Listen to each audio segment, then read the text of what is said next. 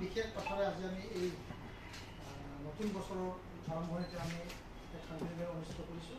প্ৰথমতে হ'ল যে আমাৰ গায়িকাৰ যোগেদি আমি গুৱাহাটী পৌৰ নিগমৰ পৰা আমাৰ গুৱাহাটী পৌৰ নিগমৰ গ্ৰাহক আৰু আমাৰ যিসকল আমাৰ ৰেচন কাৰ্ড আছে তেওঁলোকক আমি অহা 30 জুনলৈকে এপ্ৰিল মে জুন এই 3 মাহৰ কানেকশ্যন লোৱাৰ কাৰণে আবেদন কৰিছিলোঁ।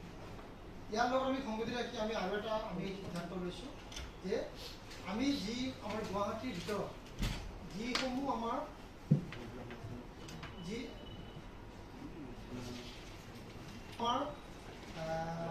ধৰ্মীয় অনুষ্ঠান আছে, যিবিলাক আমাৰ ধৰ্মীয় অনুষ্ঠান আছে, যিবিলাক আমাৰ সামাজিক অনুষ্ঠান আছে, ক্লাব, মহিলা সমিতি, যিবিলাক আমি সামাজিকভাৱে কাম কৰি আছে, তেওঁলোকেও যদি পানী কানেকশ্যন ল'ব বিচাৰে আমি তেওঁলোকক আমি বিনামূলীয়াকৈ আমি কানেকশ্যন দিয়া 15 mm ডায়াৰ ভিতৰত যিখিনি কানেকশ্যন হয় সেই কানেকশ্যনটো আমি দিয়াৰ কাৰণে আমি ব্যৱস্থা আমি কৰিম। আৰু ইয়াৰ লগে লগে যি আমাৰ চাফাই কৰ্মচাৰী আছে, তেওঁলোকৰ যি আমাৰ কলনী আছে, সেই কলনীসমূহতো আমি তেওঁলোকৰ কানেকশ্যনটো আমি বিনামূলীয়া দিয়াৰ কাৰণে আমি ব্যৱস্থা গ্ৰহণ কৰিম বুলি আজি আমি সংগঠন মাধ্যমৰ জৰিয়তে আপোনালোকক জনাইছোঁ। ইয়াৰ পৰা বিভিন্ন ধৰণৰ আমাৰ যি অনুষ্ঠান ধৰ্মীয় অনুষ্ঠানসমূহ আছে, তেওঁলোকে যিসকল ভক্তপ্ৰাণ ৰাইজ আমাৰ এই ধৰ্মীয় অনুষ্ঠানসমূহত যাব বা সামাজিক অনুষ্ঠান ক্লাব, নামঘৰ, মহিলা সমিতি সেইবিলাকো তেওঁলোকে পানীটো পাব আৰু তেওঁলোকে সুন্দৰভাৱে তেওঁলোকৰ কামখিনি কৰিব পাৰিব। ইয়াৰ লগে লগে আমি এই নতুন বছৰৰ মানে বহাগ মাহৰ পৰাই আমি একদম খুব সুন্দৰভাৱে আমি হাউচ নাম্বাৰিং কৰাৰ কাৰণে ব্যৱস্থা গ্ৰহণ কৰিম। ইতিমধ্যে 27টা ৱাৰ্ডত আমাৰ ছাৰ্ভে আমাৰ হৈ গৈছে। ছাৰ্ভে হোৱাৰ পিছত প্ৰায় আমি 3 লাখ আমি ছাৰ্ভেত আমি ঘৰ পাবলৈ সক্ষম হৈছোঁ।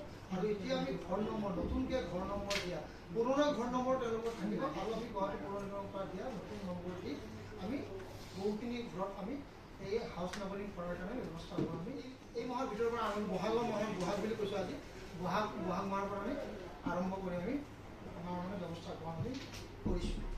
আৰু এটা আমি ব্যৱস্থা গ্ৰহণ কৰিছোঁ আপোনালোকে জনাইছোঁ যে কিছু আমাৰ গুৱাহাটীৰ কৃত্ৰিম বানপানীৰ ক্ষেত্ৰত ৰোধ কৰাৰ ক্ষেত্ৰত আমি কিছু চিন্তা চৰ্চা আমি কৰিছোঁ যে যিহেতু কিছু বৈজ্ঞানিক পদ্ধতিৰে আমি যদি অৱলম্বন নকৰোঁ নিশ্চয়কৈ গুৱাহাটীৰ কৃত্ৰিম বানপানীৰ ক্ষেত্ৰত আমি কিছু কাম কৰাৰ কাৰণে আধৰুৱা হ'ব। সেয়ে আমি চিন্তা কৰিছোঁ যে আমি যদি ৰেইন ৱাটাৰ হাৰ্ভেষ্টমেণ্ট যিটো আমি বৰষুণৰ পানী সংৰক্ষণ কৰি ৰখাৰ ব্যৱস্থা যদি আমি কৰিব পাৰোঁ নিশ্চয়কৈ বহুখিনি পানী আমি সংৰক্ষণ কৰি ৰাখিব পাৰিম আৰু পৰৱৰ্তী যি আমি খৰালি দিন থাকিব পৰৱৰ্তী সময়ত যি পানী লাগিব তাতে আমি ব্যৱহাৰ কৰিব পাৰিম। সেইকাৰণে ৰেইন ৱাটাৰ মানে হাৰ্ভেষ্টিং কৰাৰ ক্ষেত্ৰত যিসমূহ আমাৰ চৰকাৰী শিক্ষা অনুষ্ঠান আছে সেই শিক্ষা অনুষ্ঠানত আমি বিনামূলীয়াকৈ ৰেইন ৱাটাৰ হাৰ্ভেষ্টিং আমি কৰি দিয়াৰ বাবে ব্যৱস্থা গ্ৰহণ কৰিম। আৰু যিবোৰ ধৰ্মীয় অনুষ্ঠান আছে সেই ধৰ্মীয় অনুষ্ঠানৰ পানীখিনি সংৰক্ষণ কৰি ৰখাৰ কাৰণে আমি ব্যৱস্থা গ্ৰহণ কৰি দিওঁ সম্পূৰ্ণ বিনামূলীয়াভাৱে। ইয়াৰ লগে লগে বহুতো আমাৰ কুঁৱা আছিলে মানে অতীতৰ কুঁৱা আছে, তেওঁলোকে এতিয়া তাতে পানী নাপায়। সেই পানীখিনি আমি ৰিচাৰ্জ কৰাৰ ক্ষেত্ৰত সেইখিনিও কুঁৱাৰ পানীখিনি আমি যেন পানীখিনি আনাই দিব পাৰোঁ তাৰ কাৰণে আমি এটা ব্যৱস্থা গ্ৰহণ কৰিম। সেনেধৰণৰ এটা ইয়াৰ পৰা বৰষুণৰ পানীটো সংৰক্ষণ হ'ব আৰু কৃত্ৰিম বানপানীৰ ক্ষেত্ৰতো আমি বহুখিনি আমি কাম কৰিব পাৰিম। আৰু আমাৰ যি নতুন নতুন বিল্ডিং বনাইছে তেওঁলোকতো ৰেইন ৱাটাৰ হাৰ্ভেষ্টিং আমি কৰাৰ কাৰণে ব্যৱস্থা গ্ৰহণ কৰাইছোঁ। আৰু যিবিলাক আমাৰ পুৰণা ধৰক আছাম টাইপ ঘৰ আছে বা নামঘৰ তেনেকৈ আছে কৰিব নোৱাৰে তেওঁলোকক আমি প্ৰায় দিয়াৰ ব্যৱস্থা আমি গ্ৰহণ আমি কৰিম। ইয়াৰ লগে লগে আমাৰ আমাৰ মানুহ আছে যে গছ পুলি ৰুই বা নিজৰ ঘৰতে এক সুন্দৰভাৱে বন সংৰক্ষণ কৰাৰ ব্যৱস্থা কৰে আমাৰ আৰ্বান ফৰেষ্ট। বহুতে তেওঁলোকৰ জেগা ৰাখিছে, গছ গছনি ৰুইছে, অক্সিজেনৰ পৰা পাইছে বা বিশেষ সৌন্দৰ্য বৰ্ধন কৰিছে।